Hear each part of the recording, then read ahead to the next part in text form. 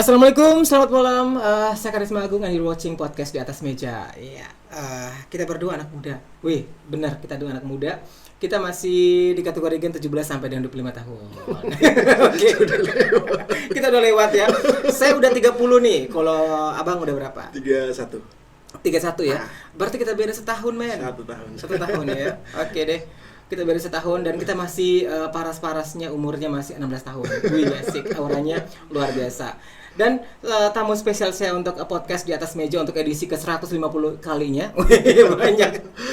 Oke, saya punya Kak Erizal. Ini teman sangat berbakat ya, punya channel YouTube juga, dulunya juga aktif juga di dunia bola ya, sampai sekarang ya masih aktif di olahraga bola, terus sekarang juga sudah menjadi seorang pengajar yang baik ya, asik di sekolah Mutmainah ya, SMA Islam Mutmainah ini.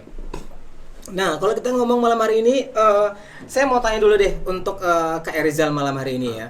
Kalau kita ngomong soal anak muda yang terbesit, yang terlintas dari kacamata KE, terlepas dari sebagai seorang pengajar gitu ya.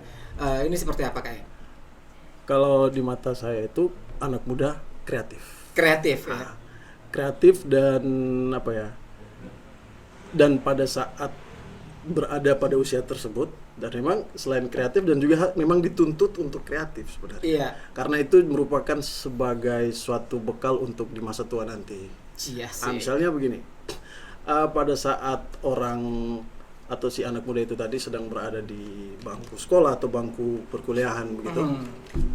Kalau misalnya yang mereka lakukan itu hanya sekolah, rumah, ataukah kampus, kos, tanpa ada kegiatan-kegiatan lain, misalnya diskusi dan lain sebagainya, itu kalau menurut saya nanti pada saat mereka berada pada dunia kerja misalnya, ya yang dalam hal itu ya merupakan usia-usia matang, usia dewasa gitu kan. Fase di mana mereka harus mengalami perubahan gaya di situ, perubahan pola pikir, ya, benar. Style juga berubah, mereka menuju ke dunia kerja seperti itu Kak. Ya.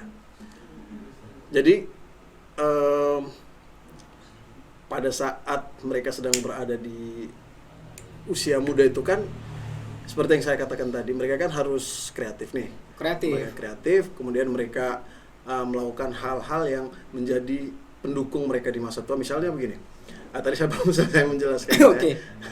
Misalnya pada saat mereka kuliah atau sekolah, mereka sering berdiskusi, sering banyak baca juga. Itu pada saat mereka dewasa nanti, mereka akan tidak grogi pada saat mereka disuruh untuk tampil di muka umum. Iya, mereka juga tidak akan demam panggung. Iya, terus ngomongnya juga di depan publik tidak komat kamit seperti itu ya. Karena udah mulai dari diskusi dari usia muda mereka. Terbiasa di usia muda itu tadi diskusi-diskusi dan lain sebagainya gitu kan. Jadi ketika ngomong di depan publik juga mereka tidak harus canggung lagi, tidak harus mondar-mandir lagi gitu kan. Itu fenomena yang sempat kita saksikan, sempat kita lihat di usia saya dulu Kakak ya, di zaman saya dulu.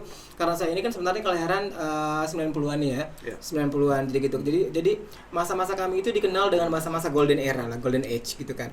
Jadi di mana pada saat itu banyak acara anak-anak, terus acara reality show anak-anak, dunia anak, terus ada juga panggung ceria, terus tralala trilili itu banyak lah. Jadi di mana usia-usia kami itu ya ketika ingin sesuatu kami berperan sebagai host saat itu dan terbukti saya sebagai seorang host jadilah sekarang. Itu kan akhirnya sinkron kan? Iya benar-benar. Berarti apa yang dilakukan di masa lalu itu terbawa sampai masuk di usia-usia seperti ini gitu kan? Masuk. Jadi itu tadi, makanya kalau berbicara tentang anak muda memang dituntut harus untuk kreatif. Harus kreatif dan juga gila. Iya. Tapi kalau menurut Bung Karisma kok sampai dibilang gila itu kenapa? Nah, kalau gila di sini kita harus melihat dari sisi yang positif ya. Sisi yang positif nih. Banyak orang bilang kalau gila suaranya keren sekali. Oh gitu. Gila wajahnya kok mirip sekali kayak Sahrukan kayak gitu ya. Gila gayanya keren sekali gitu. Gila kok nyanyinya bagus. Gila kok permainannya bagus sekali gitu. Jadi anak muda tuh harus gila yang kreatif, out of the box. Kita lihat di sini. Tapi bukannya gila yang maksudnya Karisma itu gila yang berdasarkan pemikiran orang gitu, bukan dari jiwanya gitu. bukan jiwanya yang gila, benar. Kalau kita sering kalau lihat nih mungkin ada pertunjukan apa kayak gitu, mungkin teriakan histeria dari penonton, teriakan histeria dari teman samping kita, gila. Yeah, it's very crazy. Yeah, it's a very crazy gitu kan. Keren, gila. Begitu itu anak muda memang harus gila sebenarnya. Gila yang kreatif, out of the box, itu namanya kreativitas sebenarnya. Kalau kita buat yang sama aja sama orang lain, kita berpikir yang sama, terus melakukan hal yang sama, seperti itu kan bukan kreativitas sebenarnya. Berarti masa mudanya tanpa warna gitu ya. Tanpa warna gitu kan.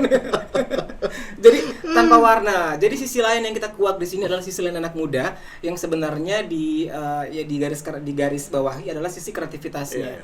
Kalau kita berpikir sama, bener ya? Bener ini Kak ya? Kalau kita berpikir sama aja kayak 20 orang, 30 orang gitu kan. Apalah arti sebuah pemikiran gitu. Apalah arti sebuah pemikiran kita seperti itu. Untuk anak muda itu sendiri, kalau berbicara soal pemikiran itu harus berpikir untuk radikal gitu. Iya. Bukan dalam arti negatif gitu. Bukan negatif ya kita dalam ngomong. arti berpikiran radikal itu maksudnya begini, dia bebas nih, dia berpikiran atau dia menghayal tentang suatu hal yang mungkin di luar jangkauan dari apa yang bisa dia lakukan di dunia nyata gitu. Ketika dia berpikir radikal seperti itu, mungkin itu bisa jadi sebagai mimpinya dia, angan-angannya dia. Misalnya gini, seorang anak muda dia berpikir untuk bisa menjadi seorang pembicara. Benar. Pembicara yang hebat. Sedangkan dia tidak memiliki skill pada saat itu. Dia tidak memiliki kemampuan untuk bisa berbicara di depan orang banyak misalnya pada saat itu. Betul. Nah, pada saat dia berpikir radikal yang saya katakan tadi, Iya. pada saat dia berpikir radikal seperti itu, dia menjadikan pemikiran yang radikal itu sebagai impiannya dia. Maka dia akan berusaha untuk menggapai impian dia tersebut. Iya. Jadi radikal yang saya maksudkan tadi itu menjadi radikal yang positif. Tapi bukan berarti kita berpikiran radikal untuk hal-hal yang negatif. Saya harus bunuh dia gitu. Janganlah. Kayak saya harus rebut pacarnya gitu. Oke. Jadi kan dulu kan ada nih masa-masa rebutan gitu kan, radikal banget. Wah, saya harus rebut pacarnya. Saya harus menghancurkan hubungan ini ya. Itu jangan sebenarnya. Tapi jadi, bukan untuk radikal yang radikal ekstrim. Yang kita dengar yang ekstremis apa gitu, itu tidak boleh. Radikal without action itu sama aja sebenarnya ya. Jadi radikal yang dijelaskan oleh Bung Rezal malam hari ini, sahabat podcast di atas meja, radikal yang kreatif berarti kamu mesti punya angan-angan kamu tuh yang besar gitu ya. Angan-angan yang besar. Ini sebenarnya sama nih kayak malam hari ini kalian bisa lihat di studio podcast Tuan Morto Sohan. Ini semua adalah bukti manifestasi dari apa itu mimpi. Angan-angan seorang Tuan Morto Sohan sebenarnya. Maka terwujudlah studio podcast malam hari ini yang sudah banyak dilirik oleh seluruh umat manusia dimanapun mereka berada gitu ya. Ini luar biasa banget nih. Anak muda kreatif ya. Iya, benar. Walaupun udah nggak muda lagi dia, udah usianya udah 38 ke atas gitu. Iya. Tapi pernah jadi anak muda dia. Iya. Nah, selain mereka berpikir radikal, mereka juga harus tadi kreativitas perlu ya. Berpikir radikal juga perlu. Dan yang ketiga masalah sisi lain yang harus kita kuak sebagai orang mantan orang muda nih ya, kita dulu pernah mengalami ya. Itu adalah bagaimana untuk memanage waktu, timingnya kita gitu ya. Kalau untuk anak muda sendiri, saya berbicara berdasarkan apa yang saya alami gitu ya. Iya. Ketika saya berada di bangku sekolah, terlebih di bangku kuliah waktu itu, saya susah untuk manage waktu. Susah untuk manage waktu dalam arti waktu yang saya miliki ini saya tidak memiliki semacam terjadwal gitu. Iya, saya kita tidak punya jadwal. Artinya saya jalani hidup ya apa adanya saja pada saat itu. Ya kita ngalur ngidul aja waktunya. Ngalur ngidul ya seperti itu. Nah, tapi ketika saya sudah masuk di dunia kerja, kalau saya seperti itu terus hancur saya. Hancur ya. Nah, karena biar bagaimanapun soal waktu itu memang sangat penting seperti yang dikatakan yang saya pernah dengar gitu, waktu itu adalah pedang gitu, lebih sadis dari waktu adalah uang ya. Karena begini, ketika kita tidak memanfaatkan waktu itu dengan baik, maka waktu itu atau pedang itu akan membunuh kita, dalam arti kita akan benar-benar dirugikan karena kita tidak bisa memanfaatkan waktu itu tadi. Karena dia yang akan membunuh kita nanti, dalam arti kita bisa saja gagal dalam mencapai suatu hal gitu, yang menjadi cita-citanya kita gitu kan. Iya. Jadi anak muda ini kan sebenarnya kategorinya mereka 17 tahun sampai dengan 25 tahun nih. Masa-masa di mana storm and drangnya mereka, masa-masa angin ributnya sebagai anak muda. Jadi kalau untuk how to controlling waktu mereka nih ya. Misalkan nongkrong nih Bang. Kita lihat nongkrong nih Bang ya, nongkrong terus mungkin sama pacar. Itu mungkin bisa hampir lebih banyak di luarnya ketimbang harus mereka kembali ke rumah ya. Nongkrong mungkin bisa sampai 7 jam, 8 jam, sama pacar mungkin bisa sampai 24 jam ya. Enggak pulang-pulang. Tapi bukannya pada saat kita duduk lama-lama sama pacar seperti itu membosankan gitu. Apalagi kalau ngomongnya sama aja, marah-marah terus ya. Itu yang pertama. Kemudian yang kedua, misalnya pada saat chatting-chattingan palingan nanyanya cuman sudah makan belum? Tiap hari saja seperti itu. Jenuh baru sebenarnya ya, mengulangi hal yang sama ya. Makanya kalau untuk soal pacaran sendiri saya kurang terlalu tertarik ya. Mendingan langsung nikah aja lebih aman. Mendingan langsung nikah aja deh ya. Langsung menuju ke pelaminan aja deh. Wih, ya gitu. Atau ta'aruf aja ya. Ya boleh lebih bagus lagi Lebih untuk bagus. mencegah kemaksiatan. Mencegah kemaksiatan ya. Dan juga mencegah fitnah dari para netizen ya. Karena netizen adalah maha benar seperti itu ya. Benar. Itu untuk controlling ego centers kita sebagai anak muda begitu ya, sahabat podcast kaula muda dimanapun kalian. Benar, untuk kontrol itu susah Bang. Ya benar.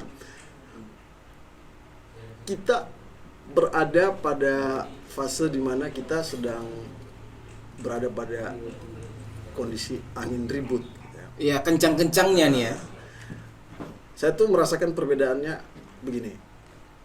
Dulu ketika saya ingin bepergian kemana saja dengan teman-teman, ini contoh kecil gitu ya. Iya. Saya tuh tidak suka menginjak pedal motor pada saat saya dibonceng. Pedal motor. Yang Yang- namanya injakannya. Iya, itu. injakan itu. Ya. Karena pada saat saya melakukan itu, saya merasa bahwa kok saya kebapaan sekali. Konyol. Kenapa itu? Sampai berpikir ke situ ya. Kurang tahu, kayak kelihatannya kayak nggak keren gitu.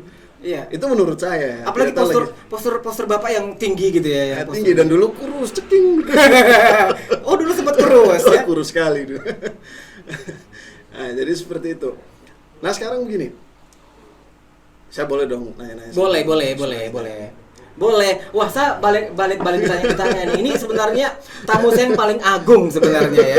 Dia harus nanya lagi ke hostnya. Oke, silakan Ya, Bapak. karena saya merasa tidak adil nih kalau saya ditanya terus. Oh ya benar. Harusnya Bung Karisma juga yang harus ditanya gitu. Benar, hidup ini harus fair gitu ya. Hidup ini harus fair. Kalau hanya bertepuk sebelah tangan tuh nggak bagus dia. Iya.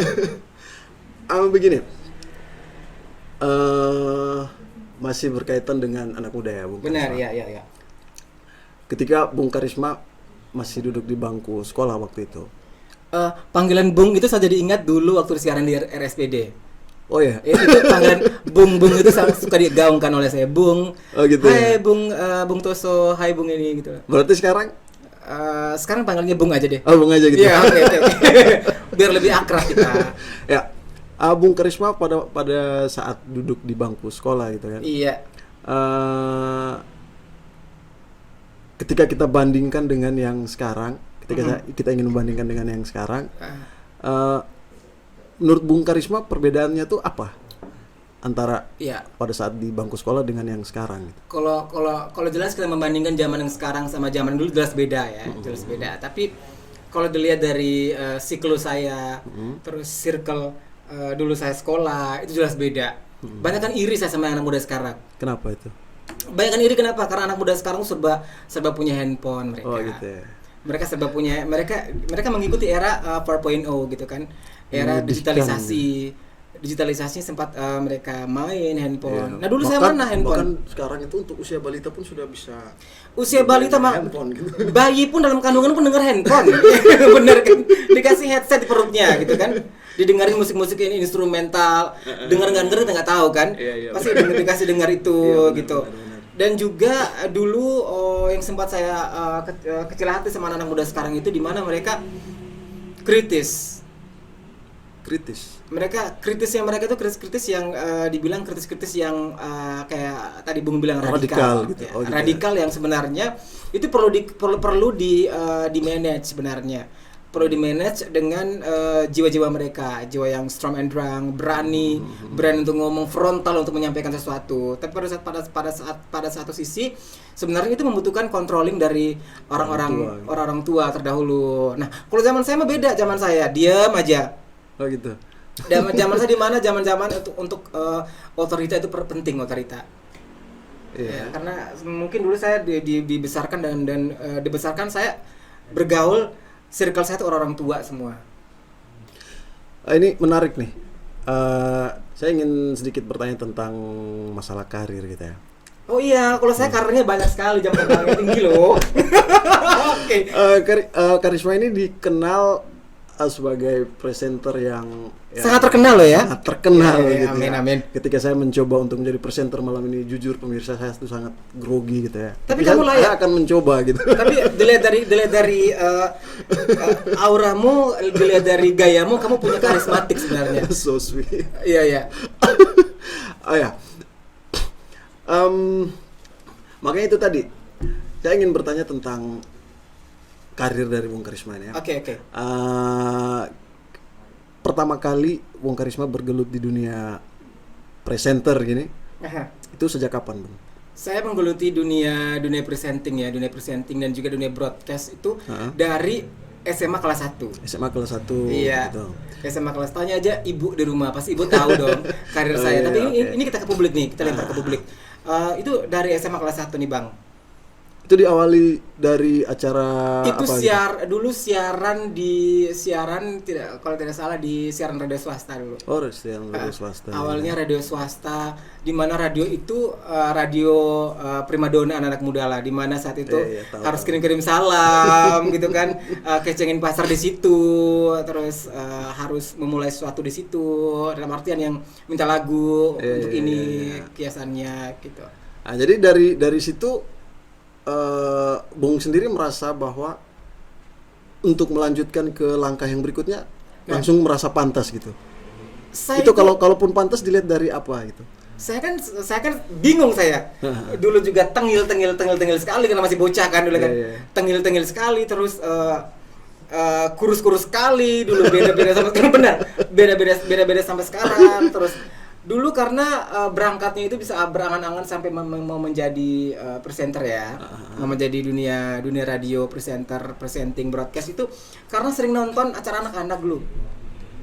Misalnya apa? Tralala Trilili. Dulu ada namanya kring-kring olala dulu. Dulu ada namanya kring-kring olala itu ya. Si Giovanni hostnya itu. Giovanni terus Tralala Trilili, ada Agnes Monica gitu. Ada Agnes Monica, dunia anak ada trek-kuet-kuetnya. Jadi masa kecil itu praktek-praktekan, ceritanya jadi main jadi host-hostan. Gitu. Jadi ya memang benar ya, kalau misalnya kita sering latihan sendiri. Iya. Sering bermain gitu. Jadi itu sebenarnya bisa kita langsung merasa terbawa gitu. Terbawa saya. Terbawa, benar. Sangat terbawa. Dulu saya adalah pribadi anak-anak yang dikatakan gila. Apa itu alasannya? Gila itu karena cermin omong sendiri. Dicermin omong sendiri. Terus ketika guru ngajar saya dunia lain gitu kan. Saya tulis hal apa yang mesti omong gitu kan. Terus anak-anak ke kantin, saya di kelas. Oh gitu. Saya di kelas diam saya tulis. Asik denger lagu. Dulu kan ada Walkman, zaman Walkman tuh. Jadi itu asik tuh denger lagu gitu. Nah, sampai saya untuk eksistensi saya ke dunia presenting itu kelas 1 SMA udah siaran ke radio swasta itu. Masuklah kelas 2 SMA. Kelas 2 SMA sampai saya kampus itu. Sampai saya kampus semester 5 kalau tidak salah. Itu saya memberanikan diri harus keluar dari zona radio swasta. Saya masuk ke RSPD. RSPD. Itu di mana radio dulu ya yang dibilang itu radio pertama di ND. Dulu kan di rumah itu kan sebenarnya, ini saya ngomong flashback lagi nih. Dulu hiburan yang hiburan yang utama itu kita di rumah tuh radio. Iya benar. Iya. Jadi ini sebenarnya kenapa orang-orang pada tanya nih, kenapa Karisma kok getol sekali harus di radio, walaupun tidak siaran sampai sekarang ini, kenapa di radio gitu kan? Itu sebenarnya ada ceritanya. Kenapa radio itu saya agungkan sekali itu dunia broadcast, karena kecil itu hiburannya adalah radio.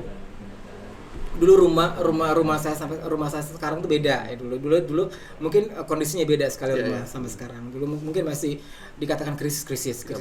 Jadi radio tuh malam dengar radio, mau tidur dengar radio, pulang sekolah dengar radio, terus pagi dengar radio gitu. Jadi anak-anak main di luar, saya dengar radio. Itu kegilaan yang saya ciptakan sendiri sebenarnya. Berarti Bung Karisma ini emang ibaratnya seperti apa ya? Oase di padang pasir gitu. Iya benar. Saya seperti sudah menemukan jati diri saya saat remaja loh. Gitu. Itu yang sebenarnya harus saya ceritakan kepada nanti anak-anak saya, karena saat saya kecil pun saya sudah tahu saya akan ke dunia ini. Dan ini harus menjadi apa ya, semacam inspirasi bagi teman-teman semua ya, adik-adik kita, di mana pada saat mereka memiliki sebuah cita-cita atau angan-angan, dan itu harus diaplikasikan gitu. Kalau misalnya gini, saya melihat seperti yang dikatakan sama Bung Karisma tadi ya. Bung Karisma mengatakan bahwa saya masih kecil itu saya tuh suka ngomong sendiri, suka menyendiri gitu. Bukan orang sinting loh yang ngomong sendiri ya, tapi gila yang kreatif loh ya. Tapi kita tidak bisa pungkiri setiap manusia di dunia pasti pernah ngomong sendiri. Kamu juga, saya juga. Karena begini, pernah waktu itu saya ingin tampil di sebuah acara gitu ya. Saya ingin tampil, atau pada saat di bangku kuliah itu saya ingin praktek apa gitu. Di dalam kamar itu saya latih ngomong sendiri. Iya, kita bercakap-cakap. Teman-teman, terima kasih atas kesempatan yang diberikan, bla bla bla. Latih moderator lah, latih sebagai pemateri dan lain sebagainya. Kita tidak bisa pungkiri kita pasti melewati itu. Iya. Dan jangan menganggap bahwa kita ini gila, bukan. Kita dalam proses latihan saja. Kita proses latihan. Kita gila secara kreatif nih ya, bukan sinting ya yang kecuali pada saat banyak orang gitu ya. Kemudian kita ngomong sendiri. Itu takutnya jangan jadi orang linglung ya nanti ya. Oke, satu lagi nih. Saya dulu masa SMA sampai kuliah itu beres sendiri. Masya Allah, luar biasa. Itu SMP itu SMA saat itu udah pegang uang sendiri. Luar biasa. Itu udah pegang uang sendiri karena dulu bapak mama itu dulu masih susah. Jadi saya itu memang bukan arahan dari mereka harus saya harus kerja di usia dini, bukan. Itu kemauan sendiri saya sebagai anak pertama nih. Artinya orang tua tidak memaksakan Karisma untuk tidak bekerja memaksa gitu ya. Sebenarnya mereka juga mampu, sangat mampu saat itu untuk harus ini. Tapi itulah mungkin beda yang saya sempat iri, masa-masa SMA saya itu sempat hilang saat itu, dimana untuk sama teman-teman seangkatan ngobrol sama mereka harus nongkrong di mana saya tidak ada gitu. Tiba-tiba saya harus ke siaran, saya harus balik ke studio, harus siaran, kursus juga dulu. Jadi masa SMA itu benar-benar sudah tahu bayar sendiri, beli buku sendiri karena beli buku sendiri dan juga beasiswa saat itu. Beasiswa. Itu prestasinya apa itu? Saya dulu kan sering ikut lomba nih. Masya Allah. Ikut lomba, saya dari SMA kan sudah ikut lomba, Kak. Saya kan SMA lomba bidang studi? Iya, SMA Muhammadiyah nih saya, SMA Muhammadiyah. Jadi dulu saya itu kan kelas 1 sudah ibu percayakan saya untuk ikutan teater. Wih, mantap. Teater. itu ada yang namanya Bengkel Sastra dulu, Bengkel Sastra, di mana kita ikutan kegiatan itu, akhirnya juara. Kita dari SMA itu juara. Muhammadiyah kalau nggak salah satu juara 2. Karena saat itu masih kita gerak-gerakan ada sekolah rintisan nasional. Tahun berapa itu? Itu kita tahun 2008. Berarti Bung Karisma multi talent. Iya dong, saya kan multi talent. Tapi sebenarnya iri juga sama anak-anak muda sekarang ini, di mana mereka sangat punya semuanya apa yang mereka mau. Gitu. Tapi kalau kita perhatikan baik-baik itu sebenarnya banyak sekali hal yang negatif. Ya. Karena begini, ada beberapa hal yang di dalam handphone ini yang memang tidak pantas untuk mereka tonton gitu kan, tidak pantas untuk mereka tonton, dan memang orang tua, guru sering menasihati mereka, tapi kita tidak bisa sepenuhnya untuk mengontrol mereka karena mereka punya waktu sendiri dan di saat orang lain tidak tahu. Nah, itu kewalahannya nih Pak. Jadi benar, kita mengontrol, mengkanter mereka untuk menggunakan sosial media, terus handphone juga itu susah. Mereka harus akses ke situs yang lain. Karena kita tidak mengikuti mereka kemana saja. Coba kalau ada Doraemon gitu ya, kita langsung pintu kemana aja, kita langsung nongol di rumahnya si Hendra atau mungkin di rumahnya si Olin gitu kan ya. Jadi gampang deh. Oke. Saya boleh dong bertanya? Boleh lagi? banget Bang, Oke. boleh. Nah, jadi teman-teman malam ini kayaknya milik saya. Iya, karena kamu udah saya kasihkan tahta buat kamu. Oh gitu. Gini, saya jujur nih secara pribadi, Oke. saya itu ketika pertama kali melihat Karisma berada di sebuah acara menjadi seorang MC gitu. Oh, masa? Nah, pada saat pertama kali waktu saya sudah lupa tempatnya di mana. Artinya pada saat melihatnya pertama kali, saya tuh merasa begini. Karisma ini saya tidak pernah loh lihat dia melakukan hal ini. Oke. Nah, pada saat Karisma tampil, otomatis yang pertama kali itu yang Karisma rasakan pasti grogi. Dan Karisma bisa melakukan itu, dan yang saya lihat pada saat itu Karisma kok biasa saja, seperti presenter atau MC kebanyakan begitu. Kira-kira yang ingin saya tanyakan gini, kira-kira Karisma itu pertama kali waktu tampil sebagai MC itu grogi tidak? Saya tampil di acara dulu.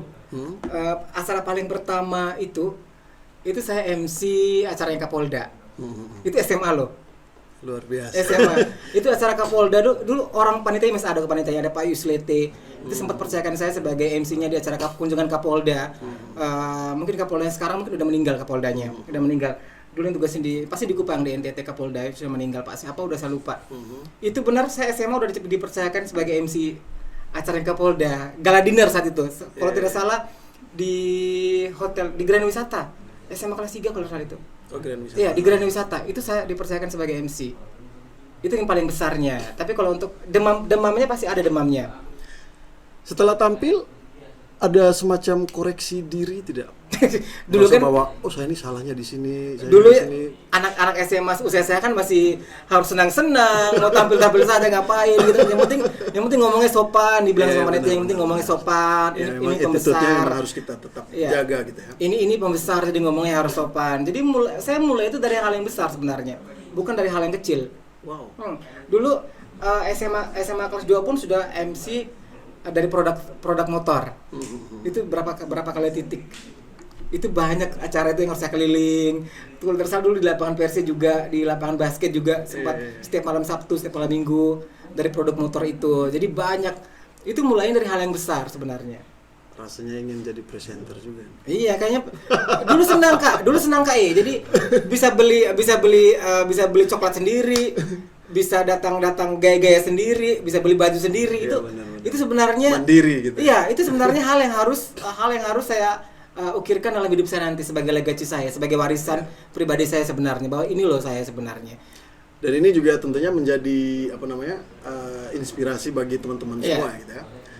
Bahwasanya kita tidak boleh terlalu berharap kepada orang tua, dan memang orang tua punya kewajiban untuk memberi jajan kepada anaknya, memberi makan kepada anaknya. Tapi di satu sisi kita juga harus melatih diri, melatih diri bagaimana caranya agar kita bisa mendapatkan uang sendiri. Siapa tahu ke depan pada saat orang tua sudah meninggal, kita sudah punya kreativitas. Kembali lagi ke kreativitas. Iya, kreativitas lagi ya. Ingat harus gila yang kreatif gitu, pasti penting ya. Jadi saat itu memang benar tuh Kak. Itu circle saya saat itu memang beda sama circle yang anak-anak muda sekarang ini ya. Dimana kita sudah harus tahu apa itu hidup ya. Itu saat itu memang beban bukan beban sih sebenarnya. Tanggungan menunjukkan siapa kita itu memang penting. Perang eksistensi saat itu memang sangat penting sebenarnya di era kami kayak di golden era kalau saya ngomong. Itu memang perang eksistensi di mana anak-anak muda dulu kan jarang eksis. Handphone dulu saya masih pegang handphone yang tanpa merek gitulah. Merek itu handphone tanpa kamera gitu. Tanpa kamera, handphone Nokia lah sebutnya Nokia lah. Nokia yang masih Nokia center. Nokia yang pegangnya agak besar gitu, itu HP pertama waktu SMA. Nah, saya bilang perang eksistensi di mana umur kami dulu KE itu sudah harus tampil ke panggung. Dulu kan ada panggung gembira tuh. Pernah ingat panggung gembira? Itu setiap 17-an kalau ada menyongsong Maulid Nabi, terus ada Isra Miraj, itu pasti ada lah panggung gembira. Nah, itu ajang di mana anak-anak muda tuh perang eksistensi di situ. Dia tampil. Kalau sekarang kan hampir tidak ada. Tapi sebenarnya gini, kalau kita perhatikan ya, anak muda zaman sekarang ini tanpa perlu latihan yang terlalu keras, sebenarnya mereka sudah ditunjukkan atau ditampilkan di handphone ini ya, lewat media YouTube. Iya, benar. Jadi mereka bisa belajar sendiri. Tapi yang luar biasanya dari Bung Karisma ini ya, waktu itu dengan keterbatasan akses untuk menghubungi media untuk kita bisa temukan apa itu tadi.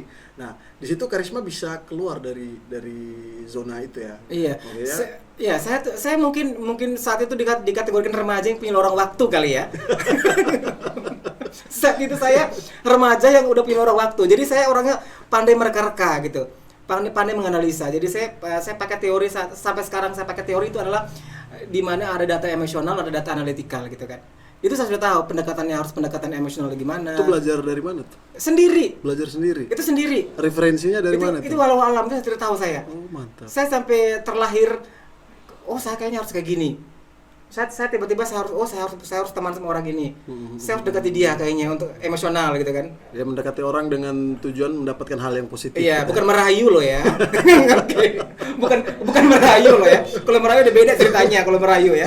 Oke, jadi intinya udah punya kayak insting sendiri, udah tahu menganalisa, sudah punya data sendiri bahwa nanti tujuan saya kayak gini. Saya sudah berangan-angan terus sudah melakoni dari kecil presenting, saya besar harus begini gitu. Jadi sudah ada yang namanya pink folder lah istilahnya. Ada folder romantisnya. Ya, berarti Karisma ini aktif berpikir. Tapi kalau misalnya anak muda yang sekarang gitu ya, ketika sudah punya banyak media dan mereka masih berpikir yang tidak kayak tidak punya pemikiran sama sekali seperti itu, pasti menghasilkan sesuatu yang parah, dalam arti mereka tidak akan menghasilkan apa-apa gitu. Iya. Pasif saja. Pasif. Pada dasarnya kalau untuk zaman-zaman sekarang ya, itu mungkin lebih dikenal sebagai zaman-zaman instan. Yeah. Zaman-zaman instan. Mereka mau dapatin apapun serba instan sebenarnya. Yeah, dimudahkan semuanya. Teknologi, mereka mau bekerja sebagai seorang kreator, terus sebagai seorang influencer, dapat duit, gitu kan. Mereka bisa dapat duit nih. Terus mereka mau bekerja juga sebagai kameramen videografer, ada barangnya, bisa sebenarnya. Justru zaman sekarang ini makanya saya bilang saya iri karena apa yang saya lihat sekarang ini belum saya dapatkan saat itu. Tapi prosesnya mahal sebenarnya, bukan murah prosesnya. Oke. Kira-kira ada tidak hal yang paling menyedihkan bagi Bung Karisma pada saat merintis di dunia ini gitu? Kalau ini kok jadi saya diwawancara sih? Oke. Ambil alih kudeta.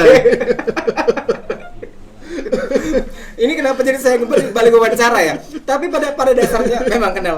Kalau dikenal apa tadi pertanyaannya? Kisah yang paling sedih. Kalau kisah yang paling menyedihkan pasti ada. Apa pasti itu? Ada kisah yang menyedihkan. Menyedihkan itu dibully. Dibully? Ya. Kenapa itu? Dibully karena tadi saya ngomong, saya terlahir itu kayak punya dunia lain gitu, punya dunia sendiri. Aktif sendiri. Mungkin ini semua tahu lah, mungkin gaya saya dulu beda sama gaya yang lain. Dari gaya bicara, terus dari pakaian, terus dari habitual dari ini saat ngobrol itu beda gitu kan. Jadi itu dijadikan sebagai bahan bulian sebenarnya.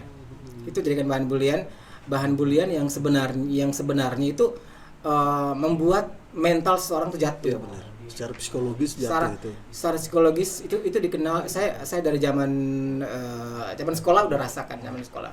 Itu di mana teman-teman tuh istilahnya ganggu dulu kayak. Istilahnya ganggu tuh istilahnya cap gitu. Cap dulu kan cap ya. Cap itu cap tuh banyak sekali. Bisa dikatakan inilah, dikatakan dibilang ini, dibilang itu. Nangis pasti nangis. Tapi cara menghadapi itu untuk mencari jalan keluar itu seperti apa? Dulu itu kan saya dulu kan belum ada teman-teman curhat nih, belum istilahnya teman curhat nih, masih bingung kita. Dulu itu media pemersatu saya dengan perasaan saya, media pemersatu itu buku. kayak buku diary gitu. Bukan diary, saya dulu tidak suka buku diary, tapi suka buku baru tuh kayak. Ya. Buku baru yang saya beli yang tebal-tebal begini di toko bawah Ende itu, buku tebal yang harganya 5.000 dulu, 3.000. Itu saya buat kayak volume 1, volume 2. Itu masih ada sampai sekarang bukunya. Volume 1, volume 2. Iya. Jadi saya udah punya folder list nih. Oh, buku ini kayak untuk volume 1, ada volume 2, ada kisahnya nih. Tulis hari ini saya sedang ini. Artinya curhat kepada diri sendiri gitu ya. Curhat sendiri. Jadi itu tulis sendiri, terus nangis sendiri. Apalagi saya kan tipikal orang-orang yang melo sebenarnya, melankolis lah. Melankolis itu kan sebenarnya cepat marah, terus cepat nangis juga jatuh, cepat downnya sering downnya. Itu nangis sendiri, tulis sendiri. Gitu. Terus isi curhatannya itu kira-kira ada tidak yang berisi tentang sebuah tekad untuk keluar dari masalah ini? Kalau dulu tekad tuh belum ada gambaran tekad. Tapi bagaimana menghadapi? Oh gitu. Artinya tangkis saja tuh ya, ada serangan tangkis gitu. Saya dulu tuh dikenal sebagai anak yang cuek. Kalau sudah dengar bulian, cibiran, nyinyiran, dulu belum ada istilah nyinyiran, cap, dan kata-kata banyak yang dibilang stigma inilah diberikan kepada dia ini, gitu. Jadi cuek. Jalan itu cuek. Sempat jalan orang teriak gitu kan. Gitu. Orang soraki gitu. Jadi jalan kemana pun disoraki, dikasih label ini. Itulah kadang-kadang saya merasa bahwa manusia ini lucu. Iya, benar. Nah, itu sebenarnya hal ini sebenarnya boleh dibawa pada saat kita lagi berdiskusi. Iya, benar. Pada saat lagi berdiskusi, pada saat kita lagi perang chit-chat. Ya. Ini mungkin satu media pembelajaran buat anak muda semuanya ini kayak bukan menggurui ini kayak. Tapi benar, kalau kita mau kritik orang, kita mau sarani orang, kita harus menghindari namanya theoretical deskriptif. Itu maksudnya seperti apa itu? Itu berarti kita harus mengkritik dia, mengambil latar belakang dia seperti apa, gitu. Karakteristik dia seperti apa, gitu kan. Kamu bagus, tapi kamu kayak karakter suara kamu seperti ini.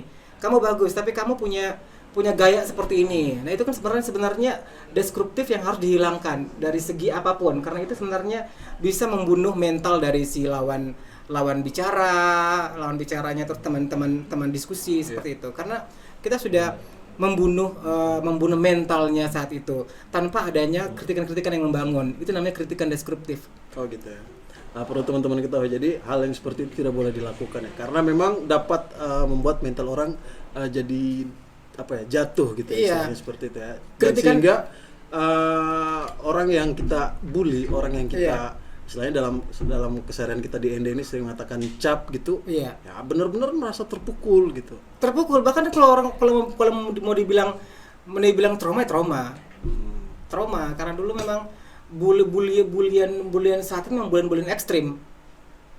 Di mana istilah-istilah gibah sekarang yang sekarang lagi ngetrennya gibah, terus istilah-istilah ini bilang dikatakan nyinyiran itu kalah pedisnya dari zaman-zaman saat itu untuk buliannya. Satu peleton, satu gerombolan datang bully gitu kan. jadi saya dulu itu sebenarnya kayak langsung loh, kok saya dibully gitu. Itu datang kayak dulu ada kenalnya ketua-ketua geng tuh ya. Ketua geng inilah datang, ada dari SMA lain, datang cegat gitu. Dulu kan zaman cegat tuh kayak. Jadi benar datang satu gerombol cegat gitu. Cegat. Dan lawannya tuh aneh, lawannya perempuan. Gitu. Iya, makanya aneh. Lawannya aneh, kenapa perempuan? Coba kalau laki kan udah ada jotos kita, udah fighting. Ini perempuan ngapain sebenarnya harus ini fighting sama perempuan? Kan pada dasarnya kita nggak boleh berantem sama perempuan. Kalau berantem sama perempuan ya kita dikatakan yang orang yang tidak berani. Iya, dikatakan banci lah, itulah kategori banci seperti itulah. Masa berantem sama perempuan cakar-cakaran itu nggak boleh sebenarnya. Cakar-cakaran, jambak-jambakan, terus kan adu nyinyir itu nggak boleh, itu namanya kategori banci lah kayak gitu ya. Bener. Jadi saya butuh yang melawan sama saya tuh yang cowok lah, yang laki lah yang lawan sama saya gitu. Jadi jangan perempuan-perempuan lagi, bingung gue ya. Oke. Jadi mau lawan juga takut, aduh cewek ini gimana. Iya. Cobalah sekali-sekali yang dia petinju datang lah cari gara-gara sama saya ya, itu mungkin kita sebanding lah. Laki tanding kalau sebanding. Benar, ini menarik gitu ya. Seperti yang saya katakan tadi. manusia ini lucu sebenarnya. Iya. Kita kadang-kadang kita menilai orang atau mengatakan bahwa si A ini seperti ini, si B seperti Iya. ini. Tapi kita tidak berkaca pada diri kita sendiri. Benar. Itulah yang mungkin kalau setiap malam tidur tuh sempat saya ini kan tipikal orang yang tidur malam itu harus memikirkan sesuatu. Iya. Saya kan tidurnya kan jam 3 pagi. Itu Wow, pasti. Itu setiap hari itu? Setiap hari. Dari kuliah sampai sekarang. Itu sudah dikatakan insomnia akut. Itu insomnianya bukan karena insomnia hanya ngalor ngidul, hanya begadang tidak jelas, tapi pemikiran saat itu. Iya. Sempat berpikir kok bisa mereka benci saya kayak gitu. Salah apa gitu ya? Kok bisa gitu. Masa sih bisa segitunya benci? Saya kan suka menganalisa gitu. Oh, kayaknya saya kegiatan kayak gini, oh dia jengkel, analisa saya. Oh, besok saya ngapain ya gitu. Jadi merenung tiap malam kalau tidur. Nangis juga pasti nangis karena manusiawi kan.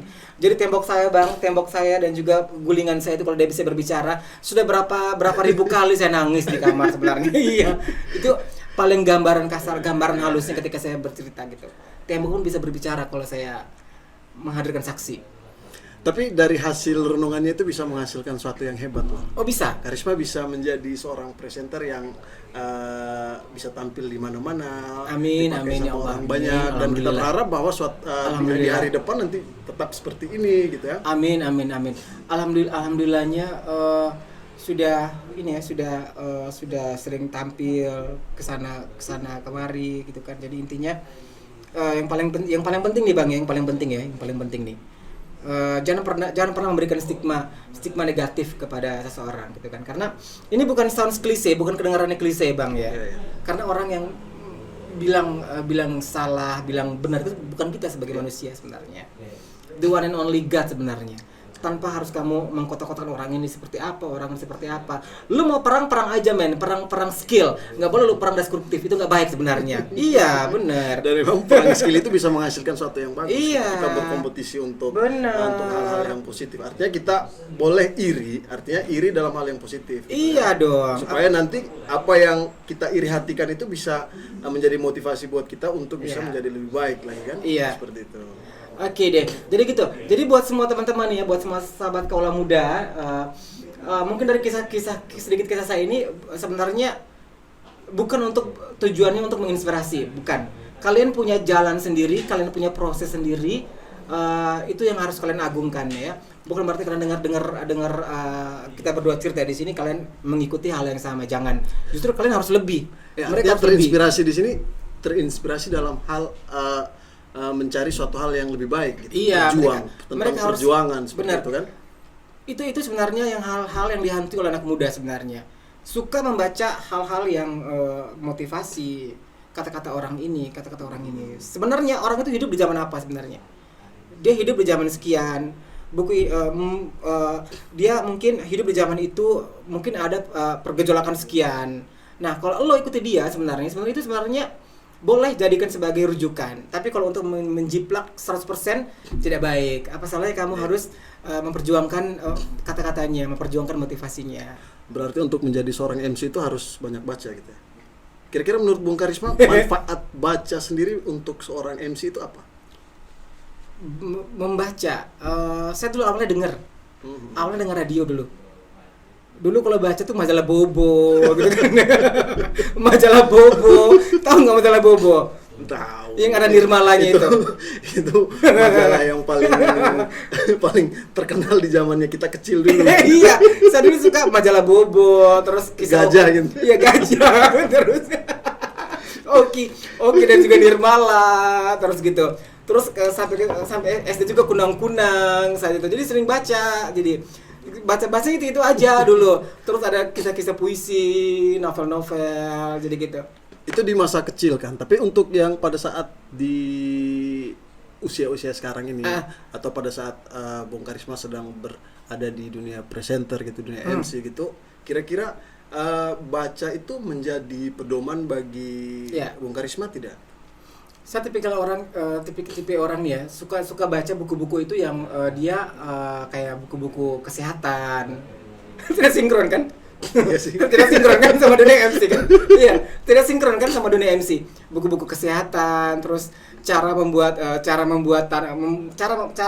mengobati secara herbal ini seperti apa. Itu senang saya. Senang. Terus yang kedua juga buku-buku dongeng gitu. Senang sama dunia dongeng. Tapi tanpa disadari kalau untuk membaca buku apa saja itu sebenarnya bisa menambah kosakata. Koleksi kosakata. Benar, itu dia. Terbukti misalnya saya pada saat malam ini gitu kan. Iya. Maksudnya menjadi orang ini saya grogi jujur. Tidak, tapi dirimu udah layak jadi seorang pemandu kok. Udah jadi seorang host, jadi caster, udah jadi podcaster. Bukannya tidak nyaman, bukannya tidak nyaman, artinya belum nyaman ini. Iya, dari cara duduk, dari cara bertanya dan lain sebagainya. Ini gayanya yang harus kamu teruskan. OMG. Iya, kamu teruskan karena kamu punya karakter seperti ini, teruskan aja. Insya Allah. Iya, jadi memang kalau suka baca, iya suka baca. Tapi buku yang mana dulu? Rasakan suka, oh ini kayaknya buku kayaknya penting nih buat saya deh. Penting buat saya nanti ketika cerewet ngomong sama orang, oh ini kayaknya buku ini gitu. Jadi ngomongnya seperti itu. Jadi apa yang saya baca, saya membutuhkan dulu sebenarnya. Kebutuhan otak saya sama kebutuhan batin saya harus sinkron. Jangan tiba-tiba baca buku yang ini dipaksa, oh tidak gitu. Saya harus baca buku yang saya hobi dulu gitu. Benar. Artinya tidak semua buku yang Karisma baca. Tidak semua buku, artinya buku itu ada manfaat lah, ada manfaat penting sekali untuk batin sama otak sinkron. Ya, artinya nanti pada saat baca di buku yang itu saja misalnya seperti yang saya bilang tentang herbal, tentang ini, artinya pengetahuannya terfokus gitu. Terfokus, terarah aja. Suka juga ikuti juga baca-baca buku broadcast. How to be a good public speaker dari Panji Pragiwaksono. Oh, jadi rahasianya itu. Iya. Itu nanti saya pengen tiru. Iya, itu nanti bisa lihat di kelas kelas.co.id milik seorang Panji. Itu banyak sekali tutorial how to be a good public speaker, to be a good stand up komika yang baik, seorang penyiar radio yang baik. Ya, komika itu kan public speaker juga. Iya. Kan? Itu sering saya nonton dan sering saya baca bukunya Panji Pragiwaksono, itu bagus dia bukunya. Jadi keren lah seperti itu. Saya mau tanya ke abang nggak sih abang? Boleh. Abang dari SMA itu pasti jadi playboy. Oh no. Bukan? Mau jadi playboy gimana? Ibuin di rumah aja waktu SMA tidak mau. Tapi bisa dapetin si ibu ya akhirnya. Karena yang pertama waktu SMA itu saya tidak bisa mengurus diri gitu. Masa sih? Iya, karena begini. Untuk yang sekarang sambil rokok bang, boleh bang. Untuk sekarang aja kalau saya mengurus diri pun tetap kelihatan seperti ini, apalagi dulu yang tidak mengurus diri gitu kan. Nah, misalnya gini, di sekolah itu kita biasanya pada saat jam istirahat kita biasanya bermain sepak bola gitu kan. Di lapangan basket di sekolahnya saya dulu kan. Bermain sepak bola gitu, kemudian keringat-keringat sampai di rumah. Ya sudah, tidak mandi, tidak apa segala macam sampai sore, bahkan malam dulu baru mandi. Tapi itu yang dibutuhkan cewek sebenarnya apa adanya. Iya. Tapi buktinya tidak ada yang mau. Masa sih tidak ada yang mau? Tidak ada yang mau atau tidak membuka diri? Lebih ke tidak membuka. Lebih ke rahasia hubungannya. Ada kekasih gelap berarti. Kalau saya itu ketika saya ingin menargetkan salah satu cewek gitu, itu tunggu yang benar-benar saya benar-benar suka gitu. Oke. Kalau misalnya yang sebatas mengagumi yang biasa-biasa saja itu tidak akan pernah saya ungkapkan. Terbukti waktu ibu yang di rumah itu kan untuk sampaikan saja susah. Orang yang dia bilang takut fine. Takut apa? Oh, kakak kalian begitu ya? Jadi, yes. Jadi mau menyampaikan sesuatu itu harus berat sebenarnya. Ya. Yang membuat berat pada saat itu kurang percaya diri. Mungkin kakak harus membutuhkan penimbangan yang stabil sebenarnya. Seperti apa? Dari sisi psikologinya juga, dari segi perimbangan lawan bicara TikTokan yang. Karena begini, yang Karisma ceritakan tadi tentang keadaan Karisma yang sekolah seperti ini menyendiri dan lain sebagainya. Justru kalau saya berlawanan. Berlawanan. Dengan Karisma. Kalau saya sering dibully dan saya balas membuli. Jadi buliannya kita tuh seru-seruan gitu. Kalau tidak bully satu hari tidak rame. Iya ya, cap kayak. Jadi perkataan-perkataan kita yang suka membuli orang juga. Ini hal yang negatif ya, tidak Iya, positif. iya. Perkataan-perkataan kita yang membuli orang. Oke. Ketika kita ingin tampil, kita juga merasa bahwa apa yang pernah kita katakan pada saat itu juga merupakan bulian untuk kita sendiri. Itu yang menimbulkan saya secara pribadi kurang percaya diri. Misalnya, ketika ada orang tampil gitu kan di panggung nyanyi misalnya. Oke, Kak. Ketika saya melihat, saya langsung berbicara sama teman, dia gimana ya? Gini, oi ketawa gitu. Nah, pada saat saya disuruh untuk tampil, pemikiran yang tentang bulian saya terhadap orang tersebut juga kena di terbawa diri saya gitu. Jadi jangan itu, sampai saya juga sama iya. seperti orang gitu. Nah, itu yang membuat alah, ya benar. saya kurang pede dan mungkin itu juga dirasakan sama banyak orang seperti Jadi itu. mungkin awalnya kita sering bully orang, akhirnya kita juga takut nih dibully dibalik. Makanya jangan heran para pembuli itu biasanya jarang tampil. Iya. Tapi kakak pembuli yang ini dong, yang halus dong, bukan Karena ekstrim. pembulian yang ekstrim ada, halus ada, semuanya ada, tapi kita saling gitu dan itu tujuannya untuk seru-seruan saja, bukan bully yang tapi tidak menyangkut dengan apa namanya body shaming gitu. Ya, Bahkan no body shaming. Itu Bukan tidak, itu gaya. kayak dalam hati kecil tuh kayak pantang sekali, tidak boleh, itu ciptaan Tuhan gitu kan. Tapi kalau menyangkut dengan tingkah laku, cara berpakaian dan lain sebagainya, dulu merasa bahwa itu bukan hal yang negatif, itu positif ekstrim. karena bisa menimbulkan kegembiraan yang tiada taranya. Itu kebahagiaan tidak tara gitu ya. Oke. Jadi saat itu saya pernah dengar istilah bulian ya. Ini Tuan Martosan juga sempat omong lagi. Ada istilah pergi pejoge gitu. Pergi kecoa gitu. Iya, begitu kan kalau bahasa ini kan kecoa gitu kan. Pejoge gitu. Maksudnya kecoa yang bergoyang itu seperti apa sebenarnya istilahnya dulu? Itu kan cap dulu kan. Jadi kurang paham. ternyata setelah ditelisik kata-kata ini pergi pejoge ini, dia lebih merujuk kepada orang yang tidak diam dia. Oh gitu. Yang Kayak orang yang dibilang meto gitu. oke lah, itu kayak istilahnya meto lah, gesit dia, lincah gitu kan. Iya, tapi tetap dalam hal yang positif. Tetap ya. dalam koridor, gitu. Maksudnya gesit dia. Tapi kalau pergi pejoge itu bisa diartikan sebagai yang negatif juga deh. Maksudnya Parah. itu cap sisi lain dulu sebagai anak muda dulu ya. Iya, benar. Itu bener. Istilah pergi pejoge itu lebih kepada orang yang tidak diam dia. Iya. Dia nongol aja terus tiba-tiba dia ganggu, tiba-tiba dia jahilin. Seperti itu pergi pejoge. Pernah dengar istilah dulu yang dulu? Yang kayak pergi pejoge itu tadi. Cap-cap yang lain dulu lah. Pasti tahu lah karena saya pelaku sih. Apa yang sering kakak ngomong? Apa ya? Susah untuk jelaskan sekarang gitu. Kadang muncul secara sendiri, misalnya permisi ya, misalnya ada yang apa gitu saya tidak bisa jelaskan di sini. Tiba-tiba saya bilang, "Kau udah jalan-jalan ngongi orang." gitu. Bisa paham sendiri lah, saya tidak bisa jelaskan. Oh, Saat ngongi, dia ya? ngongi saya. Padahal orang itu tidak melakukan apa-apa. Oke. Mungkin interpretasi dari Bung Karisma dengan teman-teman di rumah pasti tahu lah maksud saya itu apa. Oke, kalau ngongi itu adalah satu istilah bahasa Indo Oh, iya, yang mungkin dia menjulurkan lidahnya. Itu ngongi. Itu ngongi kayak gini, wah, gitu itu namanya ngongi. Tapi kalau saya gini kan lucu ceritanya, ya kan kayak Mickey Mouse, kayak di Mickey Mouse Club lah kayak gitu. Ada lagi istilah sindubele gitu, orang bilang dulu kayak Dubele yang angkat air. iya. Gitu. Dulu banyak yang bilang ini aku ngerasin dubele nah gitu kan. Itu maksudnya gimana? Nah itu konotasinya udah negatif itu. Jadi Cerelet istilah mungkin atau Sindubele itu mukanya ini bukan. Jadi wajahnya mirip belek gitu kan. Oh gitu. Belek itu kaleng ya. Kaleng gitu, belek deh. Sindubele kaleng gitu kan. Wah, apa timbangan-timbangan dari kaleng gitu. Iya, benar. Banyak sekali istilah-istilah dulu. Nah, istilah-istilah itu sebenarnya istilah-istilah yang dikatakan sebagai media pemersatu sebenarnya. Bukan untuk bulian tapi sebagai bahan candaan. Untuk dalam satu komunitas loh ya. Iya. Sudah disetujui, sudah di bersama. Oh, kita pengen lucuan-lucuan ini gitu. Maksudnya seperti itu, lucuan-lucuan yang udah di oleh teman-teman satu. Tapi itu berlaku khusus untuk yang tidak mudah tersinggung ya. Iya, berarti udah ada CC-nya, udah ada deal-dealannya. Kita dealingnya bercanda ini gitu. Tapi kalau untuk yang sama orang yang mungkin seperti yang Karisma bilang tadi belum di ACC.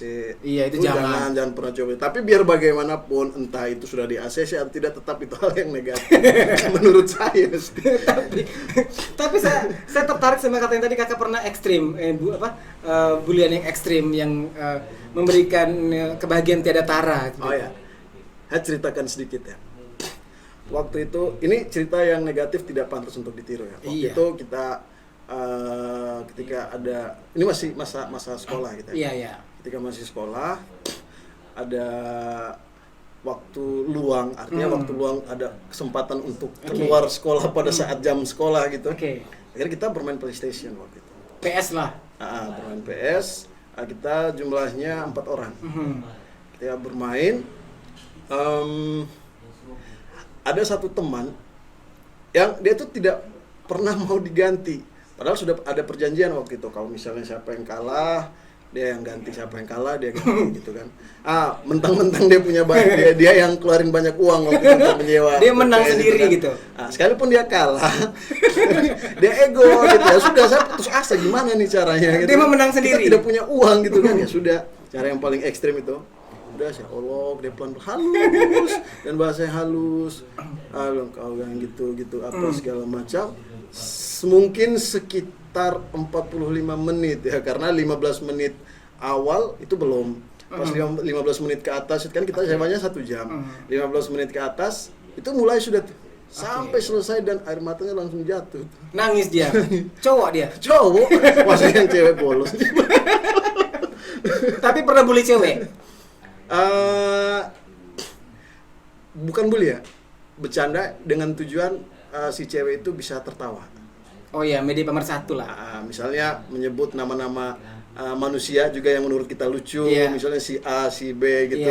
Dan tujuannya supaya dia tertawa gitu, tidak ada tujuan untuk membuat dia terhina dan sebagainya, tidak. Tapi kalau untuk laki-laki, siap sudah itu. Itu bully ekstrim dulu ya. Dulu juga ada istilah dulu waktu kita kecil ya, di zaman-zaman kecil dulu itu ada istilah lintas anak muda. Itu ada istilah yang namanya, kalau kita sebutin nama kita tuh bukan nama kita yang dipanggil, tapi nama orang tua. Iya kan? Kalau saya ya, dari SMA sampai sekarang itu ketika disebut nama orang tidak pernah marah, kecuali ada makian gitu. Itu baru marah. Tapi selama disebut ya udah, berarti kita memang terima bapak kita namanya seperti itu, gitu kan. Tapi kalau misalnya kita menolak, ya kalau menurut saya pada saat itu ya memang kita tidak menerima bapak kita bernama demikian. Iya gitu. benar. Tapi tergantung kita merasa bahwa itu merupakan suatu hal yang sopan atau tidak. Iya. Jadi kita sebut, woi bapak saya ini tingkatannya beda loh sama kamu gitu. Ketika kamu hanya sebutkan namanya tanpa sebut mengucapkan kata om bapak, di depan atau bapak gitu. Nah, tapi pada saat itu ya sudah kita katakan tadi kan berpikir radikal. berpikir yang ekstrim lah, bebas lah dia. Jadi pernah ada dulu ini kalau kita boleh sebutkan namanya bukan ini ya, tapi namanya sebut saja namanya Dona Drill ya. Dia anaknya Om Drill kayak gitu. Jadi kalau bapaknya lewat sama motor gitu kan, drill gitu panggil gitu. Terus bapaknya bilang, "Woi." Bapaknya bingung. Dona siapa tuh, anak kurang ajar banget, panggilnya kok drill gitu kan. Jadi jalan sama motor, "Woi drill." Gitu kan si Dona bingung. Ngapain kok bapaknya dipanggil gitu kan. Si dia nggak tahu kalau drill itu bapaknya. Itu auto lompat dari motor kejar. Pukul. Itu kan bocah tengil sebenarnya yang harus dihindarkan sebenarnya. Tapi sekarang ini anak-anak sudah pada pintar mereka. Candaannya di PUBG sama Mobile Legends mereka candaannya. Iya, karena mereka banyak menghabiskan waktu di situ. Iya. Tapi kalau untuk yang seperti yang kita lakukan tadi, yang kita sudah ceritakan tadi itu kayaknya masih ada. Masih ada ya? Karena saya sering melihat teman-teman adik-adik saya atau anak-anak murid saya di sekolah gitu kan. Pak, mereka sering kadang-kadang saya perhatikan, wih ini tidak jauh beda nih sama kita dulu. Dan tetap kita langsung meredam. Mengkanter. Tidak boleh. Biar bagaimanapun itu merupakan suatu hal yang salah. Iyalah benar. Sebagai senior lah ya. Senior sudah pernah merasakan masa muda ya, wajib lah kita harus mengkanter mereka dan juga membina mereka ke jalan yang benar ya. Tidak menuju kesesatan lagi gitu. Oke, jadi jangan sampai dipanggil drill lagi gitu. Jadi gitu kan, panggil aja Dona gitu kan, jangan panggil drill. Dona Drill. Jadi Dona Drill. Si Pak Drill ini bingung, kok bisa panggil saya gitu. Bocah tenggik loh, kok panggil gitu kan. Bocah tenggil. Oke, jadi KS sendiri sudah pernah merasakan, pernah membuli juga, pernah rasakan dibully juga, tapi yang bully yang candaannya di ACC sama lingkup pertemanan itu. Iya, itu jatuhnya kepada hal yang udah di ACC sih sebenarnya sah-sah saja. Iya, kan tidak tersinggung mereka udah tersinggung antara satu dengan yang lainnya tidak tersinggung. Iya. Dan itu pada saat itu kita merasa asik. Asik lah. Benar-benar ya anak muda banget gitu waktu itu. Tapi kalau untuk yang sekarang masih bisa kita lakukan dengan teman-teman sebaya. Ada juga teman sebaya tapi pola pikirnya beda. Ada juga yang seperti itu. Nah, kemudian kita sekarang pergaulan kita sudah berbeda gitu kan.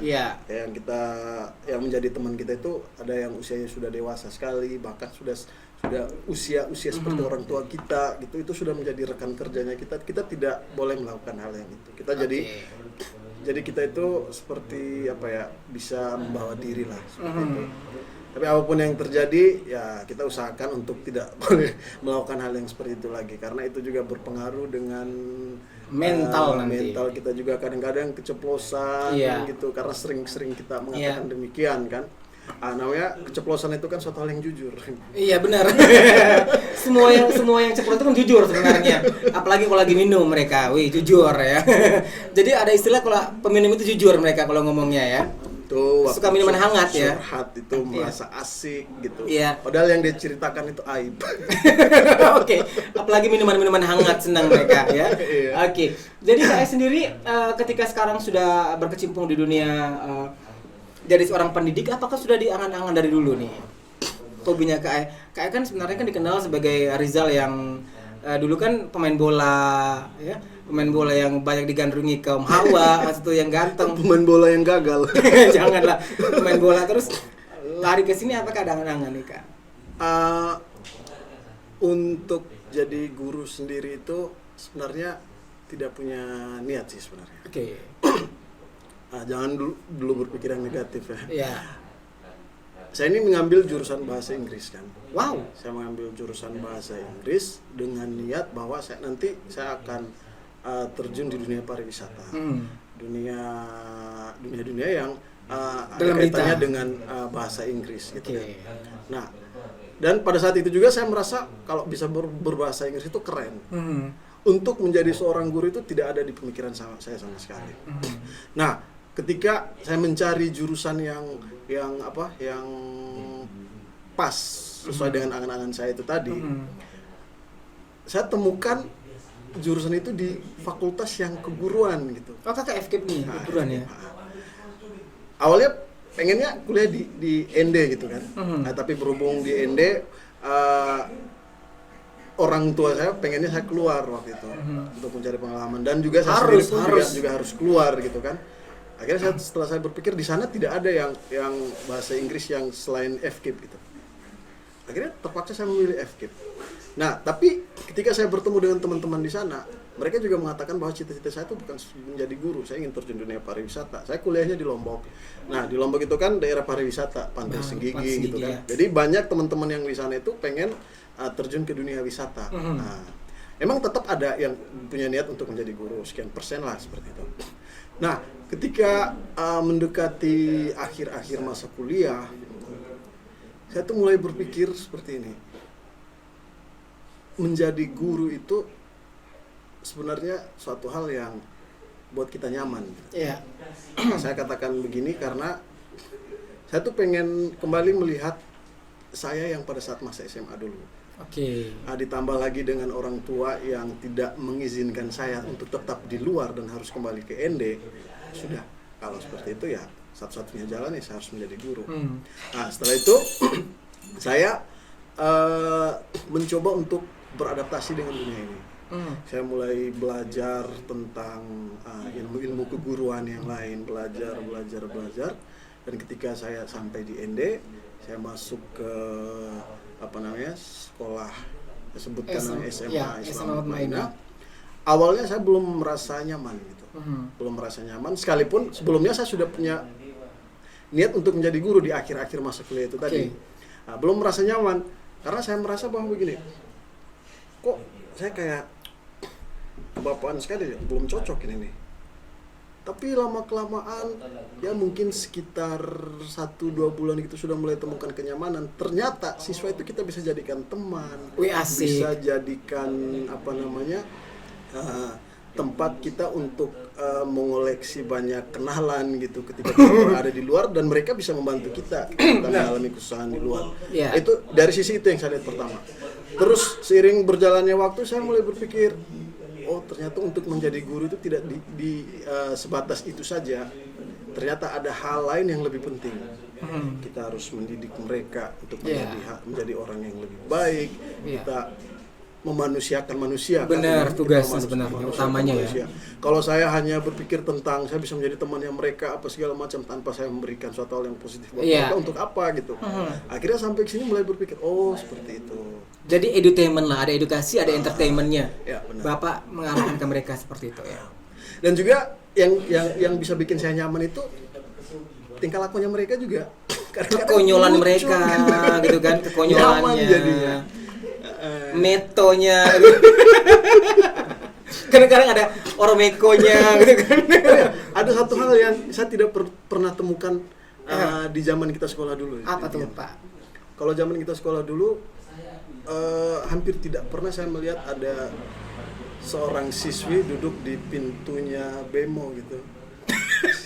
Bener, di pintunya bemo seperti kondektur, seperti konjak tuh. Zaman kami dulu tidak ada. Tapi sekarang banyak.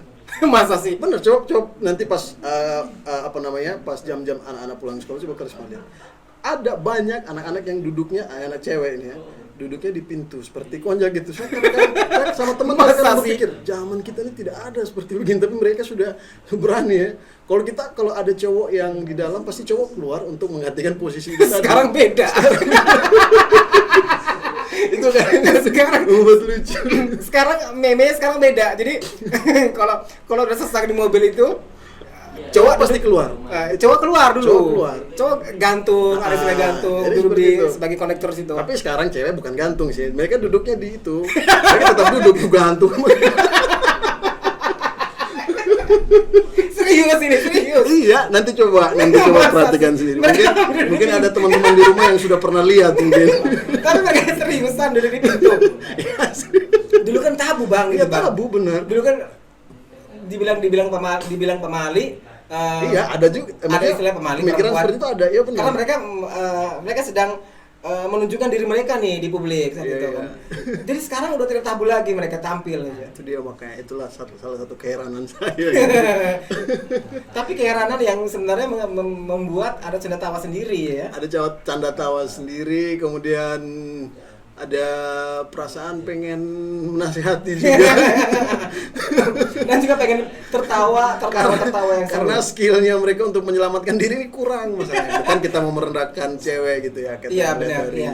Tapi pada dasarnya kan cewek itu kan sebenarnya kan mereka kan lemah ya. Iya, benar. Secara fisik lemah. Secara fisiklinya lemah pastinya. Takutnya ada sampai nanti kalau mobil yang ngebut, tiba-tiba mereka melayang gitu kan. Takut. Oke, saya bilang tadi skillnya kurang untuk menghindarkan diri dari kecelakaan gitu. Kalau cewek, cowok langsung cepat. Iya. Ya, sekali itu pun banyak yang kecelakaan. Apalagi cewek. Apakah mereka selfie sekarang? Naik mobilnya selfie, jalan gitu sih. Itu kurang tahu. Tapi seru ya. Tapi itu mungkin mereka lagi seru-serunya mereka zaman-zamannya mereka lah. Tapi zaman kita tidak ada ya Kak ya. Tidak ada sama sekali. Di era Saya kita tidak pernah temukan itu. Tapi sekarang itulah ya. Sekarang yang baru lagi sekarang. Apa itu? Yang barunya kalau saya lihat ini sekarang ini dulu kan cewek kan jarang datang ke rumah cowok ya. Dulu kan cewek jarang tuh datang ke rumah cowok ya. Kalau mungkin lagi PDKT atau mungkin kalau udah pacar kan jarang tuh. Biasanya Tabu cowok sekali. yang ke rumah cewek gitu kan. Sekarang udah kebalik, sekarang cewek yang beranikan diri untuk bertamu. Masa? Iya. Mereka bertamu ke kosnya, bertamu. Pada dasarnya kan sebagai silaturahmi ya. Iya, tapi kalau misalnya silaturahminya ke kos itu, woi janganlah. Karena setan itu ada di mana-mana gitu. Setan ada di mana-mana, tapi mereka sangat suka setan itu ada sebenarnya. Ya sih kalau kita pikir-pikir, makanya biar tidak mengundang setan datang ya sudah tidak usah pergi ke tempat itu. Setan itu kan sebenarnya peluang sebenarnya. Media pemersatu sebenarnya. Oke. Tapi pada dasarnya harus tetap menjaga koridor ya. Jangan sampai di luar nalar kemanusiaan gitu kan. Karena banyak yang gagal. Banyak yang gagal. Tidak bisa kita pungkiri banyak anak SMA yang MBA gitu kan. Iya, married by accident ya. Oke. Dan itu harus dihindari karena itu merupakan kegagalan terbesar dari orang tua dan si anak itu sendiri. Orang tua tidak mampu menjaga anaknya, dan sebagai seorang guru pun juga pasti merasa seperti itu sekalipun mungkin sedikit. Gitu. Iya. Karena guru tidak bisa mengontrol diri mereka di rumah, karena pendidikan yang paling pertama dirasakan oleh setiap manusia itu kan dari keluarga gitu. Dari keluarga Pak ya. Jadi yang merasa sangat terpukul ya pasti orang tua. Orang tua. Keluarga. Nah itu yang harus dihindari. Karena jadi untuk bisa menghindarkan diri dari hal yang itu ya sudah, kita jangan mengundang setan gitu. Iya. Atau jangan menemui setan. Karena setan itu mai baba. Main dia gitu kan ya. Kita langsung bersama lah menyambut ya. Gayung bersambut lah istilahnya ya. Iya, Jadi terkadang juga kita terjebak nih. Iya. Terkadang kita mau menghindari masalah tapi kita menciptakan masalah itu sendiri ya. Itu yang harus dihindarkan sebenarnya. Seperti apa tuh? Ya, kita pengen lari dari masalah, tapi kita sendiri menciptakan masalah itu, paham kan? Iya. Analoginya ke arah situ kan. Yang tadi yang kecebur sampai ke situ kan. Tapi sebenarnya tidak boleh ya. Iya. Jadi pada intinya kita menyarankan di sini harus kreativitas kamu dibentuk ya. Skill kamu dibentuk itu bagus ya. Kalau udah banyak kesibukan Bang ya, itu pastilah hal-hal yang negatif itu akan disampingkan. Makanya saya sering katakan ke saya itu kan kebetulan juga melatih futsal gitu kan. Saya sering mengatakan. Oh iya benar, pelatih futsal apa Bapak? Mengatakan kepada anak didik saya itu, saya mengatakan begini, dengan kamu sering latihan sore atau kamu bermain futsal, setelah pulang ke rumah selesai mandi ngantuk yang pertama. Bener. Ngantuk, peluang kamu untuk berkeluyuran kemana saja itu semakin berkurang. Hilang dia. Dan untuk latihan futsal sendiri itu merupakan suatu hal yang menyehatkan gitu. Iya. Menyehatkan fisik dan juga menyehatkan pikiran. Oh ini tentang minum-minuman keras atau nongkrong yang tidak jelas gitu. Oh ya sudah, kita hilangkan. Benar, saya ya. ngantuk sekarang Iya. kan seperti itu. Dan terbukti ketika salah satu anak didik saya begadang misalnya, akan berpengaruh dengan penampilannya dia, dan itu langsung dinasihati. Pulang rebahan dia tidur. Ya itu sudah pasti. Kita kan juga bisa merasakan sendiri kan, Iya. pada saat kita selesai olahraga, selesai mandi, ngantuk kita. Itu Iya, sudah benar. pasti. Betul sekali. Nanti kapan-kapan saya coba dong Pak ya ikutan futsal juga. Ya boleh. Iya. Saya Sekarang masih terhalang sama pandemi itu. Iya lagi pandemi. Tapi kalau tidak pandemi saya pengen sekali ikutan Ya, Pak Rizal nanti insya Allah untuk kita- ikutan futsal ya, dan juga main bola deh. Itu kayaknya seru. Usahakan pas sparring 1 gol ya. Oke. Ya itu pasti, saya dulu suka main bola loh ya. Tapi dulu suka main PlayStation ya bolanya. Oke. Nah, sekarang ini gimana nih Pak? Lagi pandemi gini banyak yang bilang ada pendidikan berbasis karakter nih. Cara untuk mengontrol sisi-sisi lain dari anak-anak ini seperti apa nih Pak? Tetap dikontrol lewat online nih Pak ya? Apakah guru ada waktu untuk Zoom sama mereka? Waktu itu yang sangat kita rasakan itu pada saat awal-awal siswa dirumahkan gitu ya. Iya benar. Mereka itu dirumahkan dalam arti mereka tetap belajar, Oke. tetap mengikuti kegiatan belajar dengan posisi mereka sedang berada di rumah gitu. Iya. Bukan berarti mereka libur. Iya. Cuman banyak anak-anak yang salah menafsirkan itu. Banyak siswa, dan kita tidak bisa mempersalahkan mereka, dan keadaan yang harus pantasnya kita persalahkan gitu kan. Jadi ketika kegiatan itu berlangsung sebenarnya kurang efektif. Iya. Biar bagaimanapun tatap muka itu tetap jadi pilihan yang terbaik gitu kan. Cuman solusi dari sekolah kami pada saat itu Mungkin dan sampai sekarang ya mungkin lebih efektif, yang dikatakan belum efektif itu mungkin terganggu dengan sistem jaringannya begitu ya Pak ya. itu salah Satunya sistem data. jaringan, dan kemudian kesadaran dari si anak itu sendiri. Oke. Kadang mereka tidak terlalu peduli karena mereka tahu Menteri Pendidikan sudah mengatakan bahwa semua wajib naik kelas. Oke. Jadi itu yang berpengaruh di pikirannya mereka. Belajar tidak belajar naik Iya. kelas. Jadi kebahagiaan tidak tara yang mereka rasakan. Iya, oke. Tapi tidak bisa dipungkiri juga banyak anak-anak yang mengeluh. Mengeluh juga. Itu lebih banyak yang siswa cewek, gitu ya. Siswi, dan juga ada.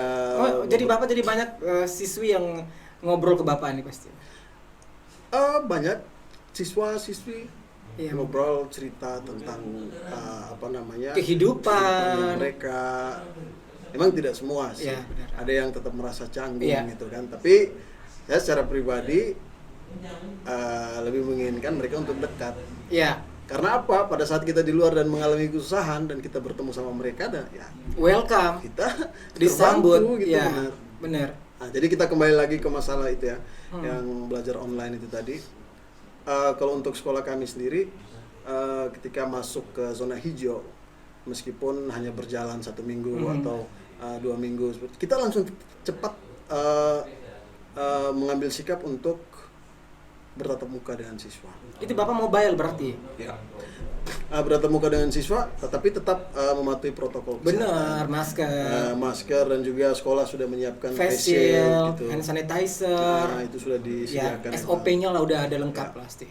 Kita pakai sistem shift juga. Ya, Sekolah shift pertama itu dari jam 7:30 gitu sampai jam 10. Kemudian yang Iya. shift kedua dari jam 10:30 sampai jam 1. oke. Kalau sekarang sudah normal Pak untuk ini Alhamdulillah sudah Jam belajar mulai ngajarnya? berjalan. udah berjalan Kalau lancar? kemarin-kemarin pakai shift, dan sekarang sudah mungkin sekitar 1 minggu ini sudah full masuk. Udah normal kembali ya. Tapi tetap siswa masih wajib face menggunakan shield. peralatan-peralatan yang untuk menghindarkan diri dari virus ini kan. Ya, kalau jaraknya bagaimana Pak? Kalau mengatur jaraknya Ya, posisi meja kursi itu diatur lebih menjauh. lebih menjauh Nah, sekolah. lebih menjauh. Jadi di sekolah kita itu kan tidak ada meja yang panjang gitu kan. Iya. Meja kotak kayak gini ukurannya seperti ini. Nah, jadi langsung dipisahkan. Kalau dulu kan didempetin ini Iya. nih, di masing-masing meja itu kan. Nah, tapi sekarang sudah dimulai dipisahkan. Jadi kelas itu seperti sempit, dan jarak antara siswa dan guru juga dekat. Tapi tidak masalah lah, yang penting sudah Iya. bisa bertatap muka, dan Tapi itu lebih efektif. Efektif lah. Suasananya semakin romantis lah di situ ya. Semakin bagus lah, diatur sedemikian rupa. Jadi pada dasarnya ada nilai positifnya di situ. Iya. Siswa juga tidak merasa boring karena suasananya berubah gitu kan. Dan juga tingkat keributannya mulai berkurang. Mulai menurun. Ya. Karena Mulai mereka kecil, ya. merasa dikontrol. Ya. Kita kontrol terus ini. Benar. Jadi siswa juga ada nilai plusnya bagi mereka, nilai plusnya juga bagi para pengajar ya Pak ya. Seperti itu ya Pak. Jadi sekarang antara hobi Bapak dan juga jam mengajar tidak terbentur ya. Misalkan latihan futsal. Sangat tidak terbentur. Sangat tidak terbentur ya. Karena waktu yang saya ambil itu kan sore hari. Iya. Dan juga misalnya ada pertandingan persahabatan dengan Iya. tim-tim lain, itu kan biasanya kita ngambil pada saat malam hari. Dan itu tidak terganggu, dan juga lagian itu tidak setiap hari kan. Tidak setiap hari, Nah, Pak. kecuali latihan pun setiap hari kecuali ada turnamen gitu. Kalau untuk pada saat tidak ada turnamen atau belum ada turnamen apapun, kita tetap hanya melakukan pertandingan uji coba saja. Itu pun jarang. Iya. Sama YouTube-nya juga tetap jalan ya, RZL Production itu. Alhamdulillah tetap jalan. Sering ke gunung-gunung gitu kan, ke laut-laut, ke sawah-sawah. Mungkin nextnya ke sawah-sawah deh Pak. Kemarin rencananya begitu, karena teman kita yang kemarin itu, si Armando itu, Armando Ozil. dia fotonya di sawah Dimbai sana. Iya. Langsung saya komen, saya bilang, "Woi, kayaknya kita ke sana tuh." "Oke, nanti saya siap." Kayaknya Karena kakak saya di sana. Kayaknya dia bagus, dia mungkin akhir bulan deh. Jangan kan ada libur tuh akhir bulan. Iya ya. Iya, Nanti kita rencanakan Iya. kita pergi ya. Pergi ya kembali. Kebetulan ada keluarga di sana. Oke, sip. Ada mitra juga di sana, mitra yang juga dengan ini kamera terbangnya nanti ada. Oke. Oke, nanti kita kembali lah ya. Sama-sama lah kita pengen Sip, berduet sip, bersama sip. dengan RZL Production. Jadi konklusi kita pada malam hari ini ketika berbicara mengenai pemuda-pemudi ini ya, banyak hal-hal yang menarik dan hal-hal yang menyenangkan, dan juga ada hal-hal yang negatifnya. Karena dalam fase kesetariaannya, nyontek nih gue ya, kita akan menemukan berbagai macam hal tentang pencarian jati diri sebagai anak muda, mencari mozaik masa depan-depan yang gemilang. Namun anak muda tetap berada pada koridor yang nyaman untuk menunjukkan eksistensi mereka sebagai anak muda yang berprestasi untuk Indonesia. Wih, ngeri banget deh ya. Karena Indonesia sangat mengharapkan itu. Kita sangat mengharapkan itu. Jadi kita harus dari sekarang, kalau saya boleh ngomong nih Pak ya, kita boleh sekarang ini kita harus merubah mindset kita untuk menciptakan lapangan pekerjaan. Ya, benar. Iya, kita harus menciptakan lapangan pekerjaan ya. Jangan hanya kita nunut aja gitu. Itu kita kembali lagi ke yang tadi kan, Kreatif gitu. Kita harus kreatif dan juga menciptakan. Kayak saya dulu ya, udah kenal sampai dapat duit tuh dari usia SMA, senang sekali gitu kan ya. Pak juga dan mungkin di kampus sudah banyak kegiatan yang menghasilkan juga bagus sekali pastinya. Bapak punya dong pastinya. Iya. Waktu itu masih mengharapkan sama orang tua. Jadi kita ada perbedaannya kita tuh di situ. Iya. Makanya saya tuh merasa bahwa kenapa pada saat itu saya tidak seperti Karisma gitu. Dan Tidak. tadi waktu pada saat Karisma berbicara, mungkin dalam hal yang mencari uang sendiri gitu. Iya. Artinya saya begini, menurut saya gini, orang tua sudah membesarkan kita. Iya. Mereka sudah sangat susah dan ketika kita sudah menyadari bahwa kita sudah layak untuk mencari uang dan kita sudah punya tenaga untuk bisa mencari uang, kita masih pada saat itu kita masih menyusahkan orang tua gitu. Makanya itu pada saat itu saya belum kreatif sama sekali. Makanya untuk anak muda yang ada di Kota Ende pada khususnya itu usahakan apa yang kita bicarakan pada malam hari ini, yang baik diambil, yang buruk dibuang. Yang buruknya dibuang. Karena banyak sekali tuh yang kita ceritakan hal buruk yang kita jadikan hal yang mereka Pembanding. tidak boleh ikuti sebagai pembanding agar mereka teman-teman yang lain itu tidak boleh ikuti seperti itu sebagai pembanding lah. Kalau zaman dulu seperti ini, kalau zaman sekarang mungkin udah hilang dia. Tapi masih ada tuh yang sekarang ini yang keren-keren cewek-cewek pada naik mobil di depan pintu lagi. Oke, itu yang anehnya ya. Oke, Bapak punya konklusi apa nih? Punya kesimpulan apa nih buat anak muda, Pak? Konklusi yang saya ambil ya, anak muda itu susah untuk melepaskan diri dari hal yang negatif. Oke. Susah. Oke. Namun ketika ada anak muda yang bisa untuk melepaskan diri dari hal yang negatif, dia spesial. Dia spesial. Dia luar biasa. Keren berarti. Jadi anak muda yang susah untuk meninggalkan diri dari yang negatif itu tadi, bukan berarti mereka negatif selama-lamanya, bukan. Ketika mereka masuk di fase usia tertentu, usia dewasa misalnya, pada saat itu dia bisa menjadikan hal masa lalunya dia itu sebagai bahan renungan agar kedepannya dia lebih baik lagi. Nah itu juga tidak kalah kerennya, itu lebih bagus lagi. Dan yang jadi masalah itu ketika hal yang negatif terbawa sampai tua. Dia branding dirinya negatif sampai dia meninggal. Sampai ke liang kubur ya. Nah, itu yang kita harus hindari bersama. Iya, neraka menanti pasti ya. Oke, jadi benar nih, sebagai anak muda kita harus kenal dengan namanya salah dulu ya. Kita belok dulu, kita salah dulu. Nanti pada satu fase yang dimana kita akan dapat sebuah permenungan, disitulah kita akan merenung bahwa kita harus menjadi pribadi yang lebih baik lagi ke depan. Dan buat semua anak muda, kalau muda nih ya, saya dan juga Bang Reza, saya kok menyesal karena kita tidak kenal awal dari dulu ya. Kenapa baru sekarang kita kenal dekatnya seperti itu yang menyesal sebenarnya. Itu saya iri sebenarnya ya. Oke, benar. Untuk anak muda, jaga diri, jangan jaga image seperti itu. Itu penting sekali. Jaga diri, jaga image. Karena itu kata-kata yang berbeda sekali, jaga diri dan juga jaga image ya. Iya, tetap kreatif karena kreativitas kamu itu harus dibumbui dengan hal-hal yang positif ya, dengan proses yang luar biasa sehingga menghasilkan kamu yang lebih hebat ke depan nanti. Oke, terima kasih buat kalian semua udah nonton ya, udah nonton di podcast Di Atas Meja milik Tuan Martosohan. Saya Karisma Agung dan juga tamu agung saya malam hari ini ada Rizal. Ya, kita berdua dari podcast Di Atas Meja pamit. Wassalamualaikum warahmatullahi wabarakatuh. Bye. Oke lah, fix 86. Seru kan? Bisa tertawa lepas. Padahal no settingan loh ini.